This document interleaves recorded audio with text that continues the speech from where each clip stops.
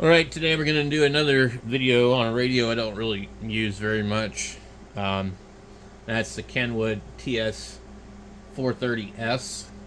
I don't know what year these came out. Probably, I would say 84. Maybe I can look it up. According to AI, Kenwood TS430 was first introduced in the early 80s. Specifically, some online forum posts suggest production run was relatively short between 84 and 86. It was Kenwood's first all-solid-state mobile transceiver. And let's look at the deeper dive.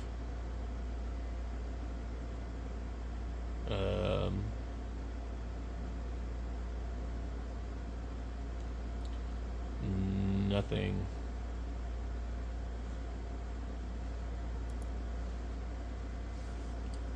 Well, we can look at rig picks and see if they give a date on there, but they are not always correct.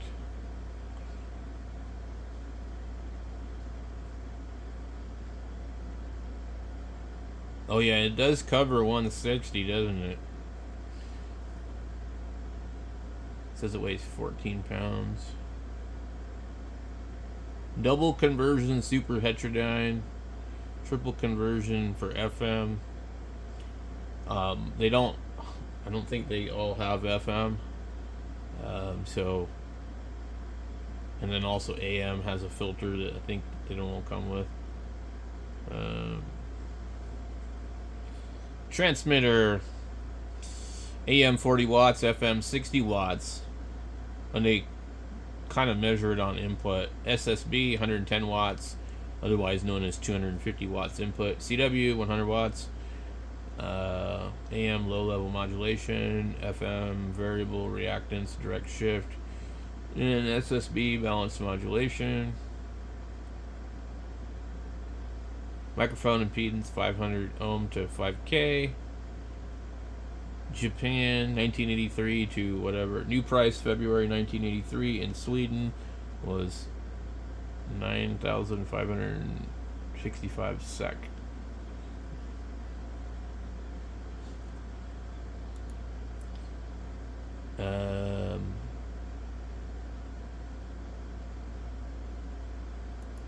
Here's an interesting blog.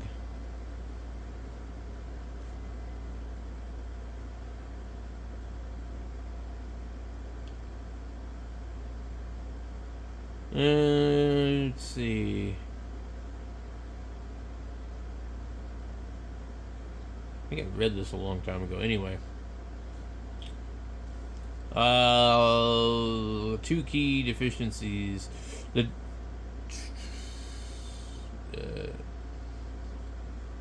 100% duty cycle.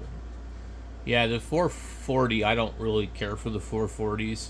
The reason why is because they have a lot of the problems these have, plus PLL unlock issues, plus keypad bounce. And the tuners go bad. So this one doesn't have a tuner, and you don't have a stupid keypad. Anyway, I would say 1983. Anyway, this is a radio I don't use much. I bought it at a ham fest for pretty cheap because it didn't work.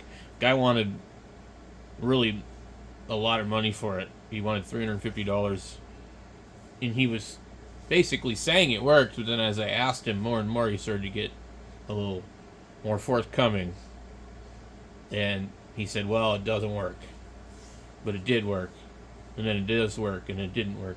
And I said, well, so basically what you're telling me is it's broken. And then I don't remember how much I paid him for it, 50, 60 bucks, something like that. Maybe 70, maybe 80, but less than 100. And I was right. I got it home and it didn't work. So it worked for a few minutes and shut down and went blank. And I don't know. It's kind of one of these things with ham radio operators, like why it irritates me. It's one of these things that really bugs me about people in this hobby. There's really a lot of dishonest people, and they're like worse than people selling used cars. They bring this radio to the ham fest. He's got a price on it, it says $350, and I walk up to him and talk to him about it. Oh yeah, no, it works great.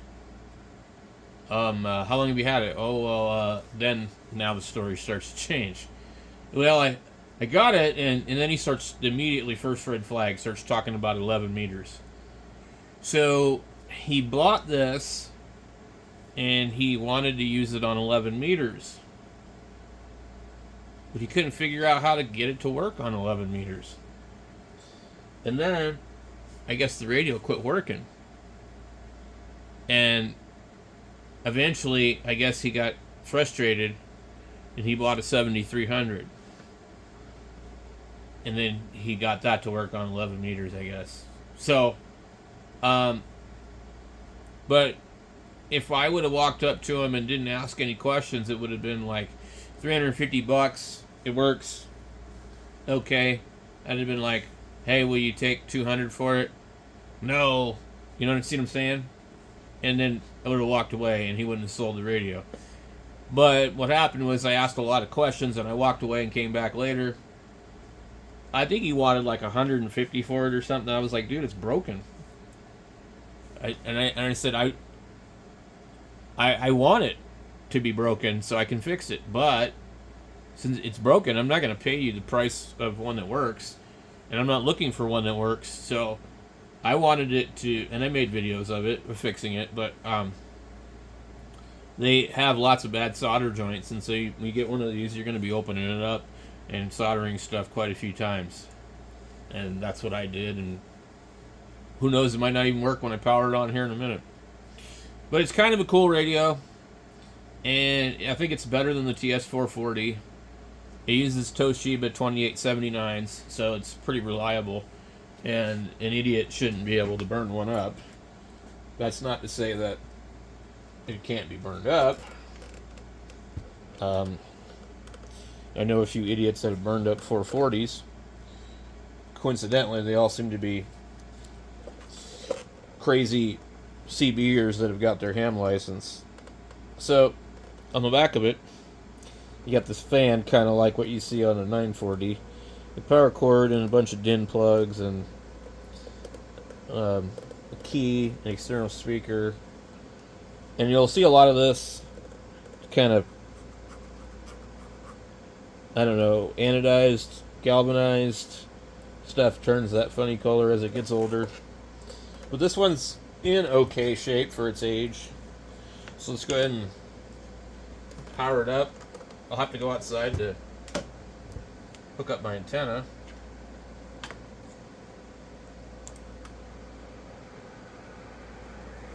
And it lives. A lot of times the meter lights will burn out too. We probably won't really hear anything on any of the high bands. It's also getting late in the evening. It's got the little bail on the bottom here. And they all have this microphone, and some of these microphones, they creak really bad. The one thing about this radio and a lot of other radios is I feel like the volume should always be on the left, but they put it over here. Every radio manufacturer does things differently. It seems like Yaesu puts it on the left, Kenwood puts it wherever, ICOM, who knows. Anyway, the other thing that this thing suffers from is relays, bad relays. And sometimes you can just go jump through the bands and hear the relays change.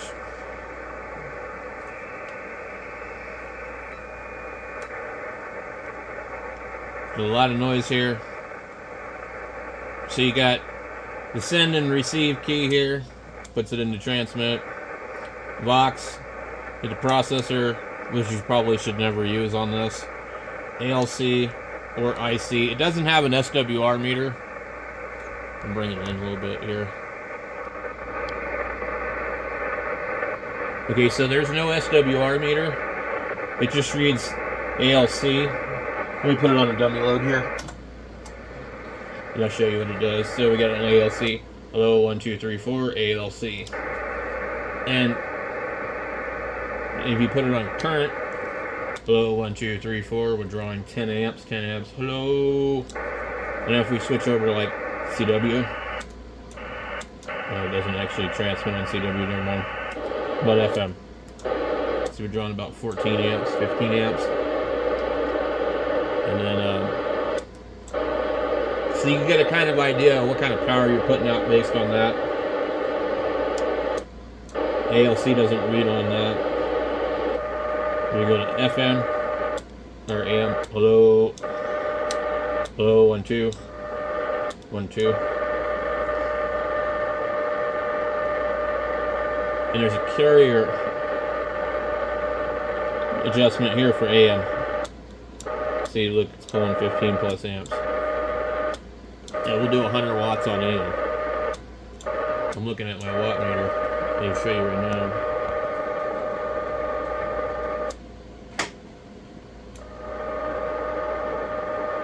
I'm on peak, but it's over 100 watts.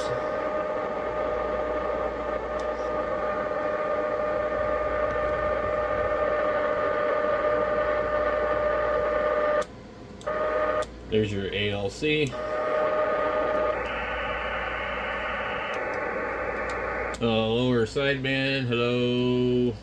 When you look at a non-peak reading meter, hello, it will basically look at 50 watts or so.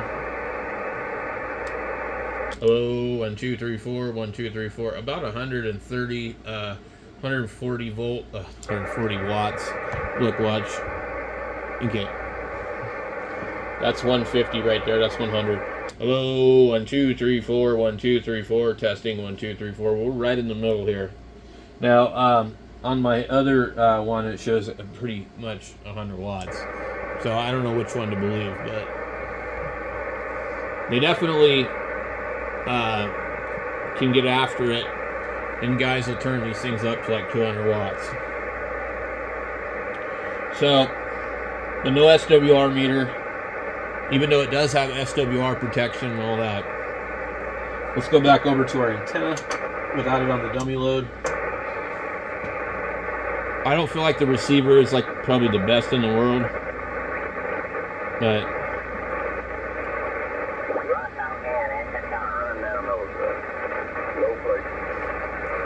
I mean, but it works.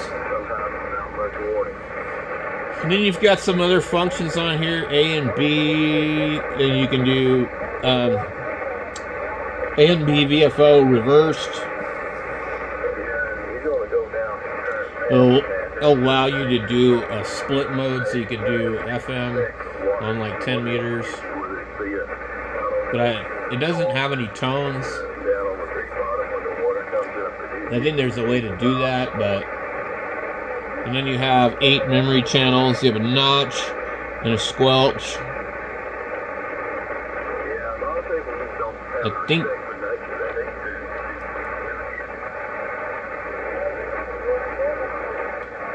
I just usually use the notch off. There's an attenuator. There's a noise blanker that doesn't really work except for on impulse noises. And you got an RIT.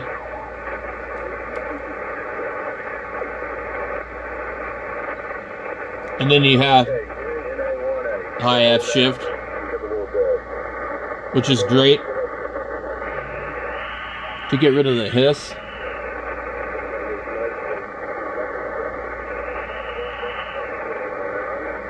I usually just kick it over a little bit.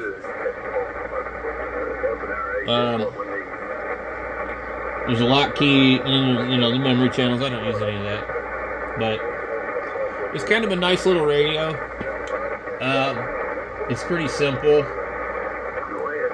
Probably maybe a little on the narrow transmit side, but if you can get one that works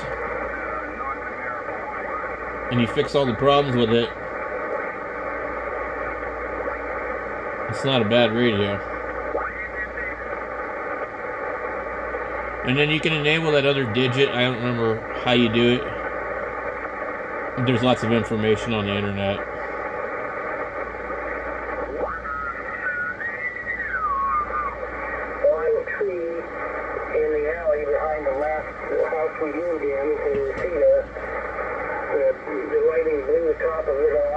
things killed one leg of our power.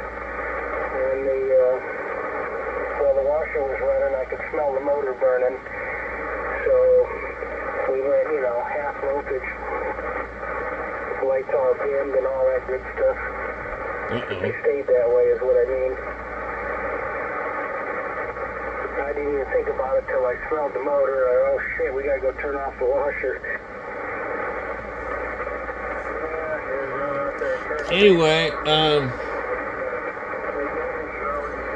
let's see, this has all the bands. It doesn't have band stacks. I don't know what else you can really say about it. It's kind of a cool radio. Yeah. Well, it still worked after that. I did it. I mean, it's pretty stable. But I didn't even think about, I was figuring they flicker and come back and, a couple 3 minutes later. There's a bunch of other Kenwoods that they came out with, like a ts120, a ts130, maybe a ts140. And I don't know too much about those ones because I've never owned them, but I generally think that this is probably the best one to get compared to those. Nope, it's one of the old Maytags from the 70s. Anyway, that's the ts430s. Thanks for watching.